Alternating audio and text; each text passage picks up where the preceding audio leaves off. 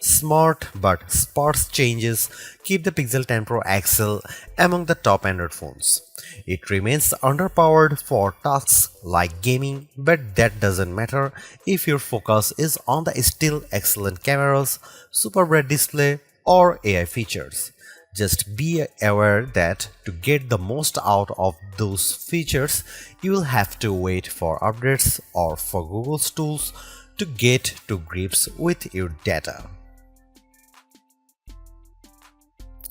The Google Pixel 10 Pro XL is named in part after its size, but to get to grips with how good a phone it is, it would be wrong to focus on physical qualities alone. It is easy to point to things like the phone's incredibly bright display or its versatile cameras as major selling points. But this is a phone where the true value lies beyond the specs list. There are, in typical Google fashion, lots of AI features to play around with, features with a wide range of applications and utility.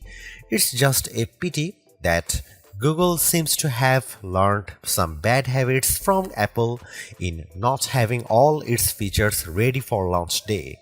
Plus, Google flagship phones' inherent weakness in terms of power remains, even if battery life has improved.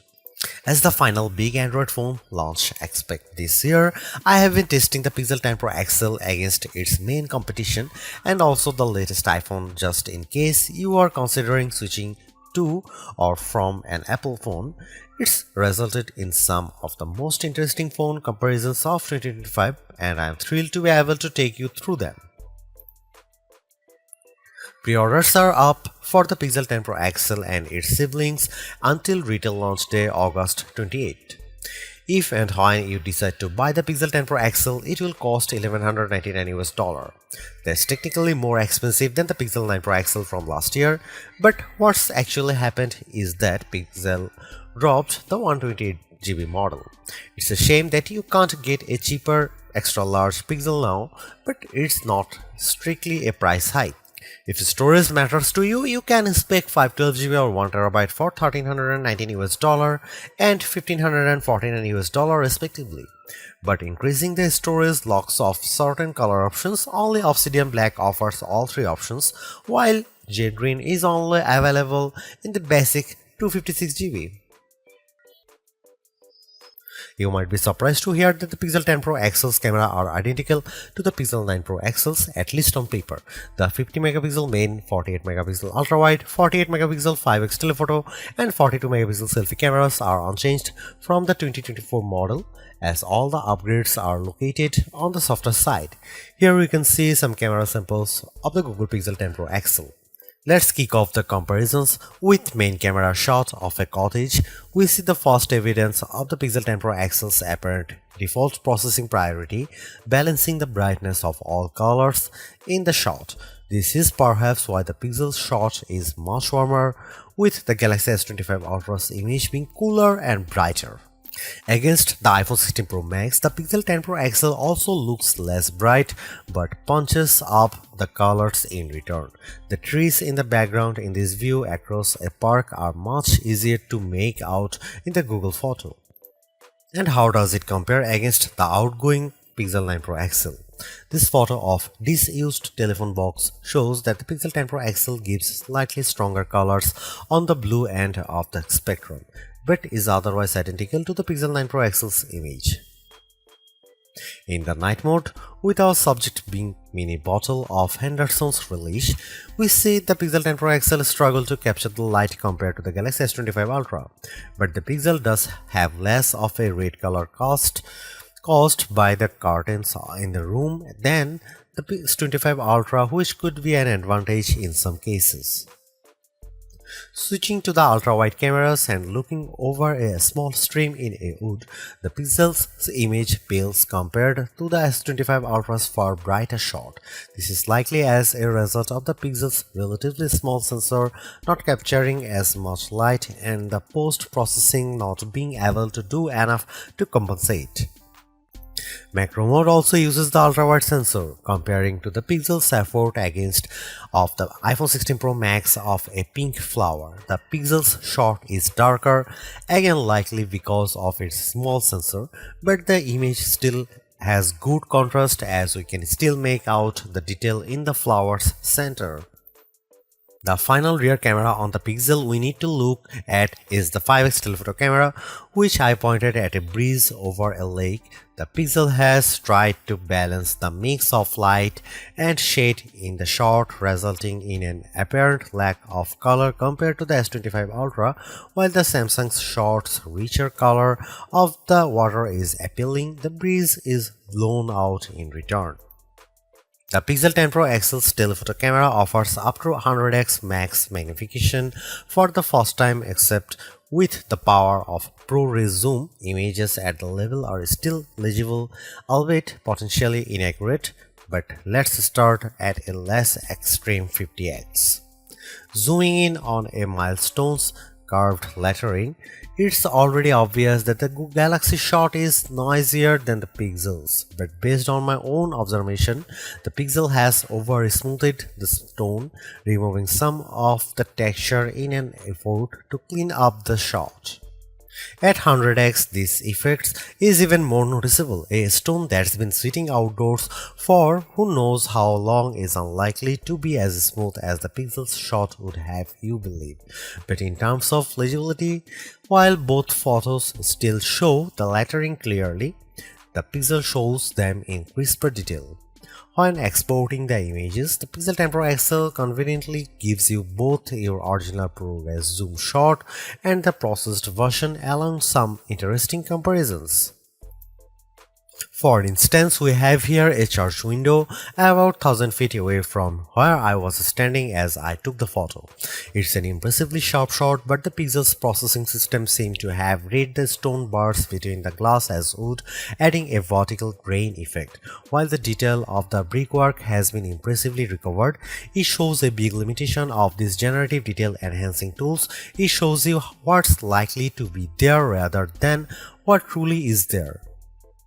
Google enhanced some of the camera's associated features, such as making best take active automatically with enough photos and offering 50 megapixel resolution for portrait modes. But the all-new feature, and the one I spent the most time with, was Camera Coach, the new photography teaching tool that's accessible right from the viewfinder. This is currently in preview, so hopefully it powers will multiply in the future, but right now it's more of an interactive forming tool. It will detect what you are pointing the camera at, offer some suggested compositions, and then give you tips on which camera lens to use, where to stand, and how to position the subject. If you can, it's a fun, personalized way to learn. But there are so many more tools in the Pixel 10 Pro XL's toolbox. I hope more options or perhaps an advanced mode appear in future to help guide users to try even more, like switching between vertical and horizontal shots, setting a manual focus, or adjusting exposure.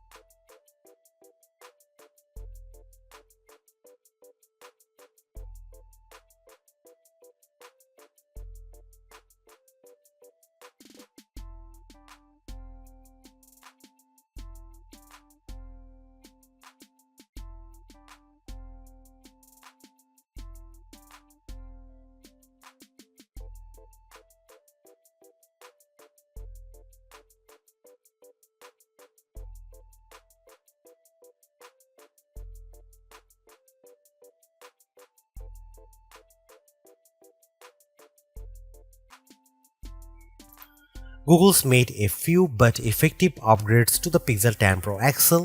It's a masterclass in efficiency, changing and improving just enough to stay amongst the top of the pack in the most areas. The display's brightness is unmatched, and the camera's ultrawide perhaps aside offer a balanced, natural look that I can see a lot of people liking. It's unfortunate that the Pixel 10 series is still the lowest powered of the flagship phones on sale today and lags behind its main rivals on battery efficiency. Hopefully, access to Google's latest AI tools makes up for that for anyone who decides to take the plunge, although perhaps give it a couple of months if this is your primary reason. Hopefully, by then the seemingly incomplete Magic Q and the preview version of the camera coach will have been made whole. The Galaxy S25 Ultra may still be a better pick for you if you want more power and power efficiency from your phone. The Pixel 10 Pro may also be a better fit than the XL, considering you only sacrifice display size and battery life for a cheaper phone that's otherwise just as capable as its larger sibling. But the Pixel 10 Pro XL is the most capable and competitive of Google's latest batch of phones. If you are buying a phone right now and want best-in-class software combined with top-tier hardware, this Pixel is probably the one to pick.